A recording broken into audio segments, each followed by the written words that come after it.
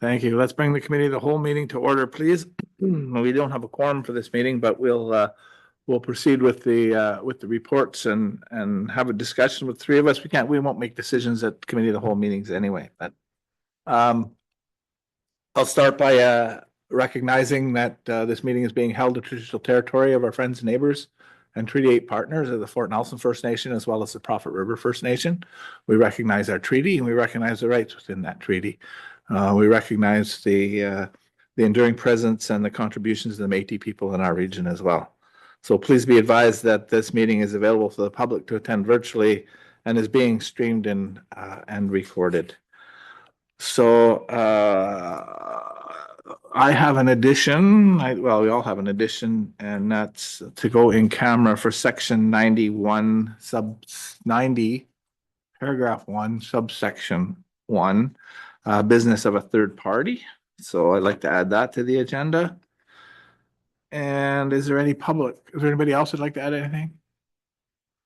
No, then is there any public that wishes to speak? No? Everybody okay with the agenda the way it is? Okay.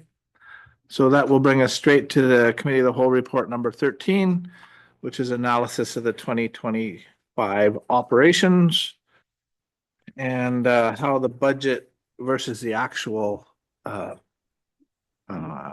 operations came out.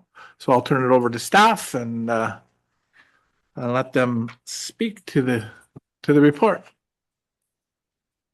Good evening, Mayor and Council. Good evening, Tony. Nice to see you. And you as well. I have to admit before we begin that I dropped the ball in ensuring that all of my fellow directors were able to be there this evening. I understand that Lisa and John are there. Chief Childs is at a teaching event this evening and he's unavailable, and I did not hear back from Josh. So if we have any questions that arise in those sections, we will certainly bring that information back to council.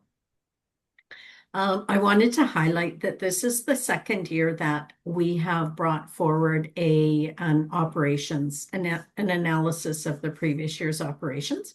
So last year we began the process and we had some really good feedback on what we had in the report.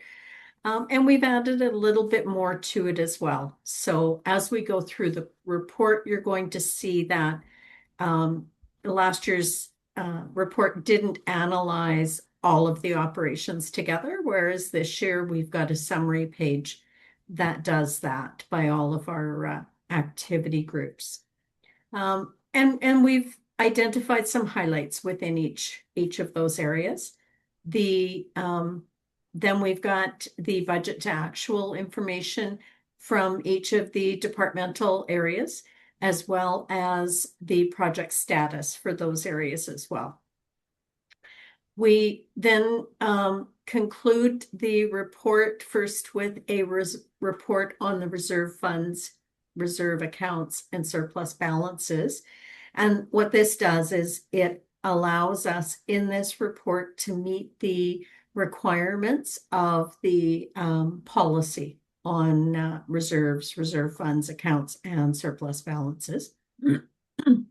And we also provide the information on government transfers. Now, knowing that in 2025, we didn't have our policy fleshed out and implemented. So it's a bit of a short report that we're carrying for 2025, and we'll be able to provide a much more global statistical report for 2026 as we see the results coming in from our government transfer policy. And that provides the overview of what we have there. And I just was wondering how council would like to proceed. If we go to each section perhaps, and if you have any questions, or is there an order that you would like to approach it in? Council, have any thoughts? For me, I'm comfortable with the report the way it is. I would like you to maybe touch on some of the highlights that you feel are important. I see it really as a roll up of all the things we talked about at budget time, right? Most of it's in there already. I mean, the very specific numbers now that they're audited are there. But this year you did give us we asked for a draft, I guess, and you gave us that. So for me, there's no surprises there, but that's my thought, and haven't got to it. I didn't study it at length, I'll tell you that, but I did read through it for sure. There's some things there that I've got in my mind for next year, around debt and around this accumulated surplus particularly, but we can talk about those, as we get to them. Those are generally my thoughts. I didn't think there was any surprises there. And I thought that we really recap. It's a very good report and it's very good information for sure. It would be nice to have it before the budget, but of course you can't have it before the budget because the numbers aren't complete yet. Yeah. But those are my thoughts. So, Councillor Souls? Well, I found it to be really interesting reading, especially given the context of having my family reunion, and it was actually a relief to go off in a quiet place to read it. That was so good. Anyway, I didn't anticipate going over each section on this either, because it really is just the wrap up of the year in a very nice condensed form, and it ties the end up. And I thought that that's really what its purpose was. And I see that it is reflective of what we've been talking about all year, budget related. So I like it as it is too. So. Yeah, I think we can all read, right? And sorry, I didn't get all the way through it. I got as far as Public Works, and I didn't have any questions. I quite appreciate all the work that would have gone in to create a report such as this. I found it very informative. I will keep it as a reference, absolutely, for sure, when questions come my way. I also feel that it highlighted staff's commitment to reducing costs wherever possible. So, when there's the mention made around we're asking some groups to hold the line and we're not asking our staff, I think that it shows quite clearly in this report that indeed staff are saving wherever they can. So so I don't feel the need to go over section by section unless there's something that you feel you would like to draw our attention to. I'm comfortable with the report as it's presented. Thank you. And truly, I think it is the highlights that reflect those points that I wanted to be able to provide as an easy access point for council. Certainly, if you were to take our operational budget and take a look at it, and you were analyzing it, and you saw that we were underspent by 1.5 million on salaries and wages, your chin drops a bit. But we also were recognizing in 2025 that we had departments that had exempt staff go off and they weren't replaced. And when we sat as a team to analyze that part of it, we recognized that we don't necessarily have the same resource within our community that we can reach out. And I think about the planning department, if we had to pull a planner in for 6 weeks or 6 months. So we did see, we budgeted as if our full complement would be there. And we did see that in some of those areas that we didn't backfill. That there were savings, certainly. And we know that we're going through a process of succession planning. And parts of that were delayed and pushed into 2026. So those things have happened. And I appreciate the comments around the fact that departments truly are committed not to spend funds where they're not needed. And the departments are constantly dealing with risk. And that's very evident when we see areas that they truly were underspent.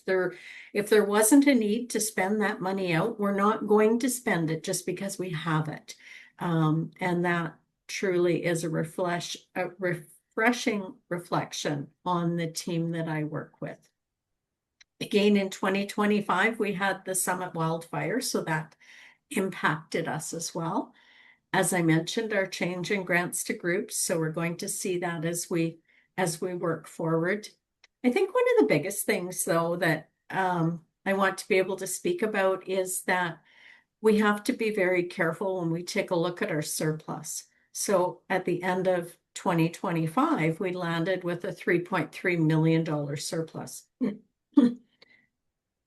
In 2024, it was reduced by about $3 million as a result of our uncollectible taxes. So there is that small build that we've had in that, but at $3.3 million, we have to remember that 1.8 of that is committed in 2026 for our projects that are being carried forward. So those projects that we raise taxes for, we've carried those funds forward to complete in 2026.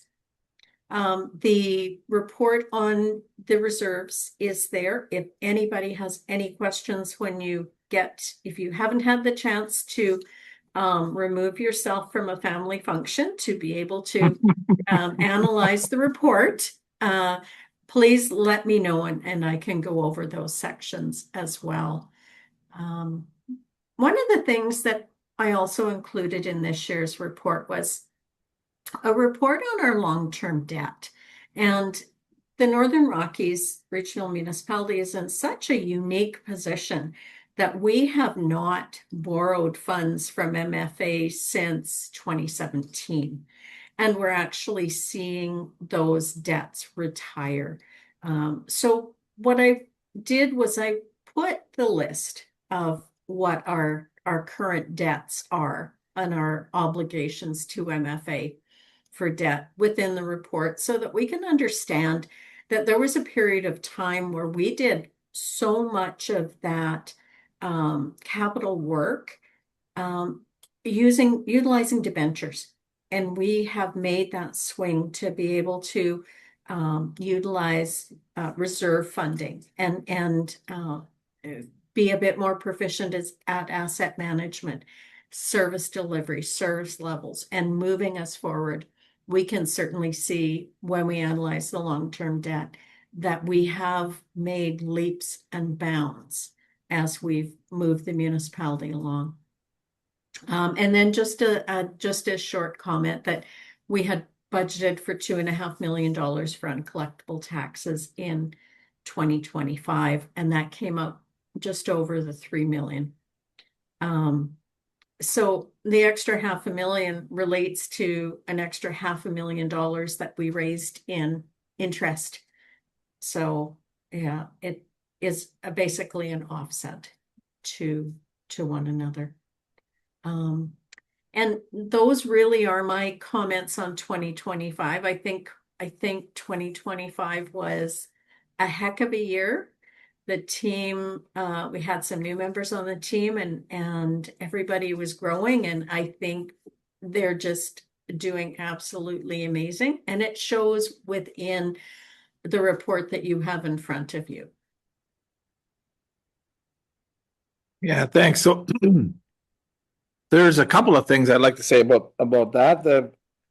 The bit about the wages and that's kind of a double-sided coin, right? Because you save on wages, but you don't get all the projects done that you want. But the report is very good about saying what we're carrying over, what we didn't get done, and there's lots of reasons for that, and not having a full complement of employees is part of that. So I thought that was useful information. A little bit around the unappropriated surplus, and I know that some of that is set aside, but I was unsure if our policy on surpluses sets a maximum there for that one particularly. Is Yes, actually it does. it And okay? Yeah, I'm going to draw your attention to the second last page of the report. There is a section there on unappropriated surplus and where we had begun the year and where we had finished. Our minimum is 2 months of averaged operating expenditures. So in 2025, our operating expenditures were just over 22 million. So a 2-month average, our minimum would be about 3.7 million, almost 3.8. We've identified an optimum would be 5 months of the operating expenditures. So that would take us up to about 9.5 million. So if we thought about our unappropriated surplus sitting between 4 and 9.5 million, that's what we identified. Normally, a municipality would look at being able to survive from the beginning of the year until their taxes are coming in the door. And so that, along with other, things that happen, the use of 2 months of averaged operating to the 5 months is a best business practice.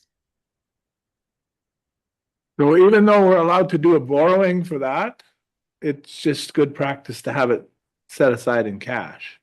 It is. Right. Because we can borrow for, in fact, we do a bylaw every year, right? For our ability to borrow that if we have to. Yeah, To borrow $1 million. Okay. Yeah. yeah. Yeah. Mm-hmm. Okay, so then the last thing I guess I have that sort of comes out of this is the thought around looking at the water reserve at 7.5 million, something like that, as I recall. And then looking at the outstanding debt that we have on water. And, somewhere in the neighborhood of 3 million, something like that. Is it worthwhile, or can you pay that debt with reserves? You certainly can. The downfall with that, though, is that when you debenture from MFA, you essentially owe the interest and the principal, regardless of when you pay it. So if you were to prepay it, you would be required to pay all of the interest that's due over the course of the full debenture. So Okay. on a cash Pointless. flow recommendation, we would never recommend that. Okay. Yeah, you're best to leave your cash in the bank and try to, earn interest Yeah. on it. So if Tony mentioned the 2017 borrowing, that actually, though, the 2017 long-term debenture for the rec center is actually from a 2012 borrowing that transitioned from short-term debt to long-term debt in early 17. You can pay down ahead of time if you're within the 5-year window on your short-term debt, which I think it was a year after possibly. We brought a report to council and paid down the short-term debt on the rec center before it transitioned over to the long-term, which then you're locked into your paying interest no matter when you pay it off. Yeah, I was thinking back to my experience with Taylor, but it could be that the debenture or the funds that we put aside to pay early were not with MFA. They might have been with somebody else. Yeah, which allowed us to pay them off early. Yeah. Okay. Well, good. That answers my questions then. All right. Awesome. Anybody else have any comments? Staff? One of the conversations during the budget process was regarding debt, and then I think, like Tony said, you discuss, and Mayor, from your history, being with Taylor and PRD. I mean, financially as an organization, we're in good shape considering the circumstances. I mean, obviously there's always risk in the horizon, and keep an eye on that. But especially even when you just look at the debt, our debt load's fairly low, and we've been able to maintain function and capital and renewal program within those reserves. And so it's really good. And then again, hats off. We had lots of discussions around the surplus component too, around the mins and maxes as part of this. We did a dry run. Josh, thought that he was at 6:30 and at 5, so he gets a bye today. But we all did a dry run and walk through it, so all the directors knew their numbers well. We Yeah. just obviously we're prepared to have conversations, but it's, like I said, the report's well written from a personnel component.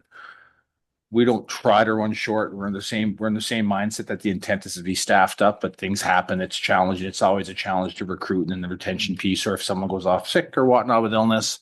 And of course, as exempt staff, we fund our own, from a absence benefit perspective, our own short term is funded internally ourselves as staff. So if you're not at work from an illness, and on short term disability, then there's no cost to the organization. So we're actually, the meter's not running from a salary perspective. So any absences because of illness, then we see the benefit from a financial perspective. But we also see the downfall from the fact that if someone's not here, something's not getting done. something's Yeah. not getting done. Yeah.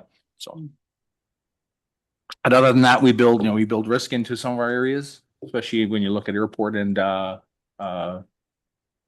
public works area. It's you try to have a balance between planning between weather or not, or certain events. But the goal is to try to always come under the target. Good. Can I make a comment? Please. Yeah, I just want to comment on the rec center, the numbers that were presented in this report around the rec center. And you're looking at the numbers for 2025 of 180,395 people through entering the rec center. So, I mean, as you go down the numbers, it just shows how supported that whole facility is. And it's so well cared for to imagine that 180,000 people went through that facility and it still looks almost brand new, annually. Yeah, so I always like to look at the numbers. Yeah, so just remembering that when we're looking at service levels and all that things. I can bridge on that and say that I always think of that. I like seeing the debt level, the lack of debt level, where you have assets that are actually really top quality assets. Yeah. You see, the rec center is like a poster child for this. Imagine the debt levels that would be under a normal circumstance in most communities, and here you have an almost paid for gem that's still a gem. It's really amazing. When you look at the aquatic center, and those of us that have been around for a while, remember, like, you couldn't even get swimming lessons because we didn't have enough guards and we didn't have enough swimming instructors, and every summer it was a problem. And now with the partnership with School District 81, we're able to train our own. And I read somewhere that 7 were successful this year and 4 have already been hired. And so, yeah, it's those types of programs that actually lend to the success of our different offerings. So yeah, very much appreciated. Keep up the good work. Yeah. Yeah, preventive maintenance is a big deal over there for sure. I mean, it'll be a long time before we could afford to replace that place. So we've got to keep it in the best possible condition, and seeing it isn't in as good condition as it was when it started. I mean, maybe behind the scenes, maybe it's like a duck swimming on the water, right? Everything's smooth on the surface, but underneath you're paddling like hell, maybe. But we don't need to know any of that stuff. Yeah. I'll say there's some great work that occurs, and did a couple tours around there during the pool shut as an example. The pool's an area obviously with a significant amount of mechanical equipment in the basement, and when you're dealing with water, humidity, chlorine, all those chemicals, it does a number on the equipment, right? And I look at the recent work that was with the recent pool shut. I mean, they worked right till the bitter end to get that pool back up and operating, and a lot of work goes into that. And one of the conversations we did talk about is probably having to add a little bit more capacity to it in that time frame, because things are starting to show its age, right? There's some stuff in the basement that needs to be replaced now, and from a pipe perspective here and there and the odd elbow and things that are a little bit more in depth, and it's essentially like similar to a turnaround. right? Mhm. Shut everything down and all hands on deck, pardon the pun, but, yeah, a lot of work goes into it just to try to keep that uptime and provide that service in the background, and hats off to that group. The other piece on it, when you look at some of these budgets and from an operational perspective, how close we were. I'll pick on Public Works at a $7.1 million budget, near 1%. There was $43,000 with a gap there between the budget and the actual. That's close, right? Like almost too closely, Josh. So, I mean, that's budgeting right there. But again, anything, I mean, from my experience, anything in that 5% or less range you're right on the target, especially when you're building some risk in. Yeah. And unknowns that can affect your budget, right?